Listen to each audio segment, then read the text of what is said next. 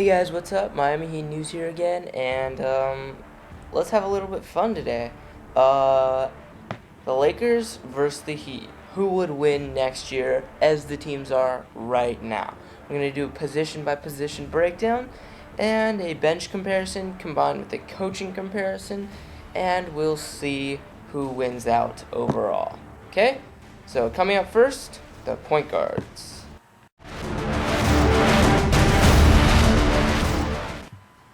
Alright, so first off, we'll have our 2 point guards, Mario Chalmers and Steve Nash, face off. So, what do we think of when we think of Steve Nash? He's a great floor general. Um, he is a great foul shooter, and he's a great 3-point shooter. And what do all those have in common? Offense. Okay? At this point in his career, and he's never really been considered a defensive stalwart. But especially at this point in his career, Steve Nash is more of a liability on defense to the Lakers than a sort of not even like level. He's not even regular. He's below average on the defensive end. And now that he's gotten to be 39 years old, this should be a big problem that the Lakers need to solve pretty soon. Okay? The one main thing that the Lakers have had trouble with throughout their entire, tenure in the league since their back-to-back championships is their complete and blatant bad defense at the point guard position. You had Derek Fisher, you had Steve Blake, you had Ramon Sessions, and guess who the Lakers always struggled with? They were the fast point guards of any team. Whether that be Darren Williams, Derrick Rose, so on. So, the Lakers signed a pretty good offensive player, but the defensive part is lacking, to say the least. And that's what they really needed this offseason. So it'll be interesting to see how Steve Nash fits in late game situations because of his defensive liability. Okay? So he's Mr. Old, who's Mr. Young. On the flip side, we have Mario Chalmers. And what we think of him, whenever we think of Mario Chalmers, we have to think of the big three yelling at him, right? So, why do they yell at him? Well, he makes, quite honestly, the most boneheaded plays sometimes. He's a great player overall, and I definitely think he's a top 100 player in the league. Because of his great 3-point shooting ability, he's a great defender, but his basketball IQ is terrible. Like, he can make smart plays sometimes, but he's so inconsistent that it drives every Heat fan crazy. I've seen him since the Olympics 08-09 is when he was drafted by the Heat in the second round, 4th pick. So he was a great player coming out of Kansas. He's a great 3-point shooter. He's clutch, but he's stupid sometimes on the court. And that's going to be something that he has to learn from Dwayne Wade, LeBron James, and Chris Bosh, how not to be stupid on the court and how to actually contribute without being a detriment to your team. Without his stupidness, he could easily be a top 50 player. But he makes boneheaded plays sometimes. So I have to give this to Steve Nash. Even though he's a little bit bad on the defensive end, he definitely brings that age and experience that the Heat don't have in Mario Chalmers. And, Steve Nash is a great floor general. He'll definitely be getting a double-double next year. At 10 points and probably 12 to 13 assists. He'll lead the league in that. And we'll just say that Steve Nash is going to dominate Mario Chalmers, unfortunately. Okay, so next up are your shooting guards. Alright, your shooting guard comparison. Dwayne Wade versus Kobe Bryant. Quite possibly the two most scintillating guards in this league today. They are undoubtedly the two top shooting guards in the league, and it's always great to see them going right at each other whenever they play. So, with that said, they're both 30 years old the next time they play. And Dwayne Wade, at this point in his career, is a better player than Kobe Bryant. And it's just that simple, okay? Now, hear me out if you are a Lakers fan, before you bash me, okay? I will admit, Kobe Bryant is great. He has greatness. The man is a clutch beast, okay? He makes the most ridiculous shots look easy. But what else? You know what I'm saying? Is he a great passer like Wade is? Is he an amazing defender like Wade is? Please don't tell me about the all-defensive teams. They are such BS, it's not even funny. Is he a great rebounder like Wade is for his size? And, you know, at the end of it, how many more points does Kobe score in this matchup against Wade than Wade will score against Kobe? And the answer may surprise you. I don't think Kobe can score more points than Wade in this matchup because Wade is such a great defender on Kobe. For evidence, please look back to during the first game of the Big Three era, December 25th, Christmas Day. The Heat were in Los Angeles and just creamed the Lakers. And quite possibly the biggest factor in that entire game was Dwayne Wade's defense on Kobe. Dwayne Wade did not let Bryant get, his customary signature 30 points. He did not let him get in a rhythm. He was just look back at that game. The defense was absolutely phenomenal. Okay? It is that, that perception that I have, that I'll see in Dwayne Wade playing good defense on Kobe Bryant. If Dwayne Wade can limit Kobe Bryant to less than 20 points, he will have neutralized any advantage Kobe may have had in scoring. Even if Dwayne Wade scores 15 points and has no assists, no rebounds, no steals, no blocks, no nothing, but he limits Kobe to less than 20 points a game, less than 20 points in that game, he will have done his role.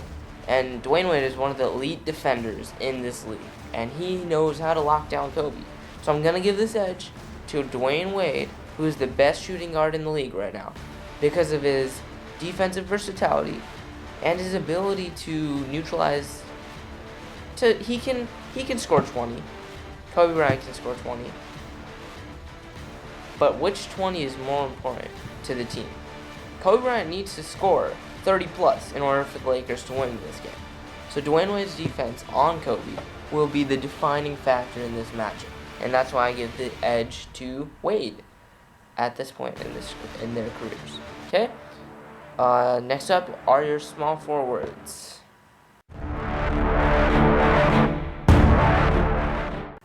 Alright, the small forwards position is probably, I would say, the most lopsided of the two, and I don't really even need to tell you why. LeBron James is the best NBA player on the planet, and the dude can flat out do everything from scoring, rebounding, defense, assists. It just goes on and on with him, and he's probably one of the most efficient players in basketball history. So I think the defining factor for LeBron, I think he will probably get a triple-double the next time that the Lakers play, because he just happens to show up on the biggest stages. And then his defense on Gasol will be imperative. If you look back to the last matchup between the Heat and the Lakers, LeBron completely destroyed Gasol in the post by fronting him on everything. And Gasol was just so frustrated, and it was quite awe-inspiring to see LeBron's defense on Gasol. With that said, I think that's going to also come into play here.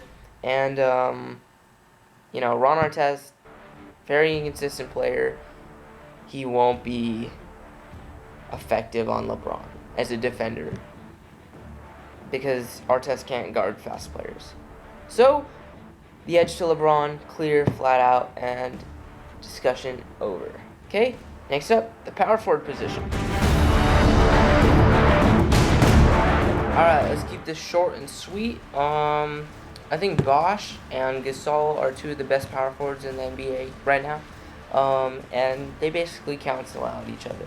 I'm going to give them a wash, with Gasol having the slight edge because of his rebounding, but in all honesty, this could go either way for either player depending on just what kind of day they're having. So it's a wash at the power forward.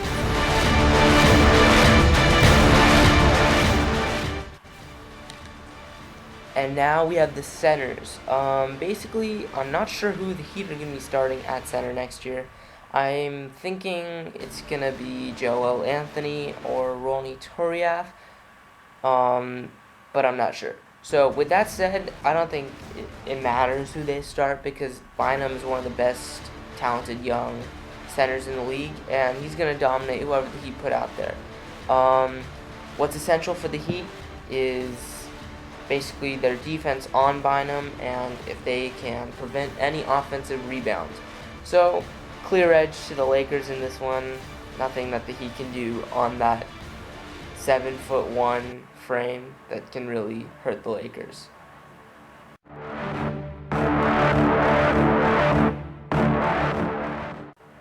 Alright, your defensive and coaching comparison. Defensive? I meant bench. Okay, so your bench and coaching comparison.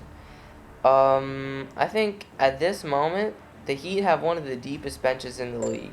It's ridiculous how much of everything they've managed to accumulate. They have so many three-point shooters. They have pretty decent defensive players. Battier is an elite defender. Ray Allen is on that bench now. Don't forget that. And Rashard Lewis is as well, who can perhaps, be a big factor in the Heat. If not, oh well. You can watch my other video to see my reaction on the Heat signing Rashard Lewis. So I think from a bench standpoint, that the Heat have far superior of a bench to the likes of Matt Barnes, DJ Benga, anybody really on the Lakers they just can't match up to the Heat's bench, and it's just that simple. So, moving on to coaching, I think Erik Spoelstra is one of the best young coaches in the league today. He's a great defensive coach, and he knows how to get in the heads of his players. So, I think it's going to be a wash between him and Mike Brown. Mike Brown is also a pretty decent coach. He's a defensive-minded coach, and he's pretty much guided the Lakers well. With that said, they're pretty equal. I can't give one edge to another, just like I did with Gasol and Bosh. They're like great coaches, and it's that simple. Okay, so that's a wash. The bench to the Heat. The center position, the Lakers dominated. The power forward position was pretty much a wash. The small forward and shooting guard positions were held by the Heat, and the point guard position was held by the Lakers. So leave your comments below. I believe that the Heat would win, but just because of that immense, sort of lopsidedness that LeBron brings to any basketball game. If the dude is on, they win. It's that simple. So leave any comments below. I am willing to listen to your strong opinions because I know I will get a lot of hate for this. Give me a reason why, and allow me to explain myself. Okay? That's all I ask of you. Until then, stay classy. I'll see you next time on another edition of Miami Heat News. This was episode number 7, and thanks for watching. Please share with any Laker Heat fans sort of thing, and we'll definitely see how this plays out next season. Okay, so see you next time. Thanks, and subscribe, and bye.